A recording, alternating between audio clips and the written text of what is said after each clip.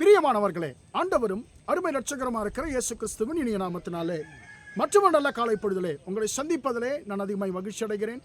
இந்த நாள் முழுவதுமாக நீங்கள் செய்கிற எல்லா காரியத்திலேயும் கர்த்தருடைய கரம் உங்களோடு கூட இருந்து உங்களை நடத்துவதாக. ஒரு வசனத்தை வாசிப்போம். சங்கீதங்களின் புஸ்தகம் 64 சங்கீதம் 1 வசனத்தை நான் வாசிக்கிறேன் உங்களுக்காக.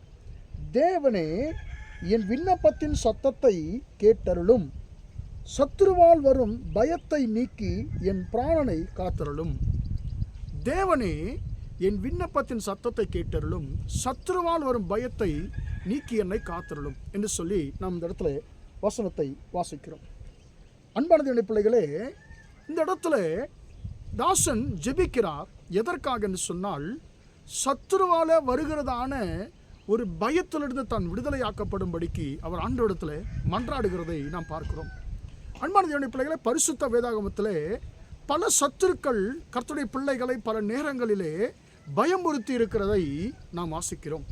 அந்த நாட்களிலே, அந்த நேரத்தில் அவர்கள் எப்படியாக அவர்கள் அந்த பயத்தை மேற்கொண்டார்கள், எப்படியாக சத்துருவையும் அவன் கொண்டு வருகிற பயத்தையும் எப்படியாய் மேற்கொண்டார்கள் என்று சொல்லி நாம் பல பரிசுத்தவான்களுடைய வாழ்க்கை குறித்து நாம் பரிசுத்த வேதாகமத்திலே நாம் வாசிக்கிறோம்.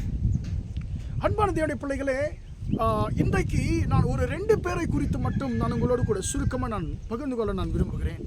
முதலாவதாக நாம் பார்க்கும் பொழுது யாத்ராகமம் 14 அதிகாரத்தில் இஸ்ரவேல் ஜனங்களை குறித்து நாம் பார்க்கிறோம். இஸ்ரவேல் ஜனங்களை கர்த்தர் 400 வருஷ அடிமைத்தனத்தில் விடுதலையாக்குகிறார்.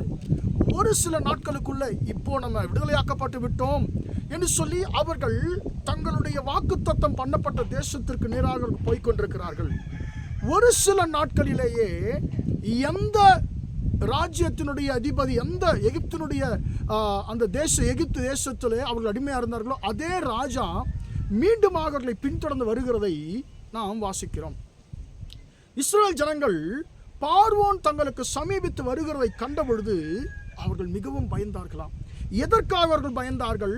ஐயோ, இந்த ராஜ்யத்தை, இவனுடைய ராஜ்யத்தில் தானே நாம் 400 வருஷம் நாம் அடிமைகளாக இருந்தோம், இவனும் இவனுடைய பிதாக்களும் தானே நம்மை பலவிதமான கொடுமைக்குள்ளாக்கினார்கள், இப்பொழுதுதான் நாம் விடுதலையாக்கப்பட்டு விட்டோம் என்று நினைத்தோம், ஆனால் அதற்குள்ளதாக மீண்டும் அவன் பிடித்து கொள்ள வருகிறானே என்று சொல்லி பயப்படுகிறார்கள். அன்பார்ந்த அவனை பார்த்த பொழுது, அந்த பார்வோன் ராஜாவின் சேனையை பார்த்த பொழுது இவர்களுக்கு அந்த 400 வருஷங்களாக இவர்களும் இவருடைய பிதாக்களும் பட்டதான உபத்திரவங்கள் கண்முன்ன வந்திருக்கும். ஐயோ, மீண்டுமாக நான் பிரச்சனைக்குள்ளே சிக்கிக்கொள்ள வேண்டுமா, மீண்டும் இந்த சத்துருவிடத்தில் நான் ஒப்பு கொடுக்கப்படுவேனா என்று சொல்லி அவர்கள் மிகவும் பயந்தார்கள். இந்த சத்துரு தேவ பிள்ளைகளுக்கு ஒரு மிகப்பெரிய ஒரு பயத்தை கொண்டு வருகிறதை நாம் பார்க்கிறோம். அன்பான தேவனுடைய பிள்ளைகளே, அந்த நேரத்தில் வசனம் சொல்லுகிறது, யாத்ராகமம் 14 அதிகாரம் 10 வசனம், அவர்கள் மிகவும் பயந்தார்கள். அது மட்டுமல்ல, அவர்கள் கர்த்தரை நோக்கி கூப்பிட்டார்கள். அன்பான தேவனுடைய பிள்ளைகளே, நாம் பயம் வரும் பொழுது நாம் என்ன செய்ய வேண்டும் என்று சொன்னால், மனுஷர்களை அல்ல, நம்ம கர்த்தரை நோக்கி கூப்பிட நாம் கற்றுக்கொள்ள வேண்டும். அன்பான தேவனுடைய பிள்ளைகளை, இவர்கள் கர்த்தரை நோக்கி கூப்பிட்டு விட்டால் பரவாயில்ல, அதோட முடிஞ்சுட்டா நல்லா இருந்திருக்கும். ஆனால் இவர்கள் முறுமுறுக்கிறார்கள், கர்த்தருடைய ஊழியக்காரனுக்கு விரோதமாய் முறுமுறுக்கிறார்கள், தேவனுடைய சித்தத்திற்கு விரோதமாய் முறுமுறுக்கிறார்கள். ஆபத்துன்னு வரும்பொழுது, சத்துரு மூலமாக ஒரு பிரச்சனைன்னு வரும்பொழுது பயப்படுகிறார்கள். கர்த்தரை நோக்கி கூப்பிட்டார்கள், அது வரைக்கும் ஓகே. ஆனால் இவர்கள் என்ன செய்கிறார்கள்? இன்னொரு காரியம், கர்த்தருடைய ஊழியக்காரனுக்கு விரோதமாய் முறுமுறுக்கிறத நாம் பார்க்கிறோம். அன்பான தேவனுடைய பிள்ளைகளே, நம்முடைய பயத்தின் மத்தியிலே நாம் என்ன செய்து கொண்டிருக்கிறோம்? சத்துரு நம்மை பயமுறுத்தும் பொழுது நாம் என்ன செய்து கொண்டிருக்கிறோம் என்பதை நாம் கொஞ்சம் யோசித்து பார்க்கணும். அன்பான தேவனுடைய பிள்ளைகளே, வசனம் சொல்லுகிறது, அவர்கள் பயத்தின் மத்தியிலே கர்த்தரை நோக்கி கூப்பிட்டார்கள். இஸ்ரவேல் ஜனங்களை பார்க்கிறோம். அடுத்தது இன்னொருத்தரை பார்க்கிறோம். 2வதாக யார் என்று சொன்னால் மோசேயை பார்க்கிறோம். மோசேக்கு அவர்களை பார்த்த பொழுது, பார்வோன் ராஜாவை பார்த்த பொழுது, அவன் சேனையை பார்த்த பொழுது பயம் வரல, அவர் அமைதியாக இருந்திருப்பார். அவர் ஒரே ஒரு வார்த்தை சொல்லுகிறார், நீங்க பயப்படாதீங்க. ஏன் பயப்படணும்? ஏன்னு சொன்னால், நம்ம ஆண்டவர் 10 வாதைகளை கொண்டு அந்த நாட்டை அடித்தாரே, இன்னும் உங்களுக்கு விசுவாசம் வரவில்லையா? ஏன் அவன் பயமுறுத்தல், அவன் காட்டுகிற அவனுடைய பயமுறுத்தலுக்கு நீங்க ஏன் பயப்படுறீங்க என்று சொல்லி அவர் தன்னுடைய ஜனங்களை தைரியப்படுத்துகிறத நான் பார்க்கிறோம். நீங்க பயப்படாதீங்க, கர்த்தர், நீங்க நின்று கொண்டு கர்த்தர் உங்களுக்கு செய்யும் ரட்சிப்பை பாருங்கள் என்று சொன்னார். இன்றைக்கு நீங்கள் காண்கிற எகிப்தியனை என்றைக்கும் காண மாட்டீர்கள், கர்த்தர் உங்களுக்காக யுத்தம் பண்ணுவார் என்று சொன்னார். அன்பான தேவனுடைய பிள்ளைகளே, ஒரே சத்துரு தான் ஒரே நேரத்தில் 2 பேரையும் பயமுறுத்துகிறான். ஆனால் 2 பேர் அந்த பயத்தை எப்படியாய் மேற்கொண்டார்கள் என்பதை தான் இங்கே நாம் பார்க்கலாம். இஸ்ரவேல் ஜனங்கள் அவர்கள் பயத்தின் மத்தியிலே கர்த்தரை நோக்கி கூப்பிட்டு விட்டார்கள். ஆனாலும் முறுமுறுத்ததிலே அவர்கள் தோற்று போனார்கள். ஆனால் மோசேயை பார்க்கிறோம்.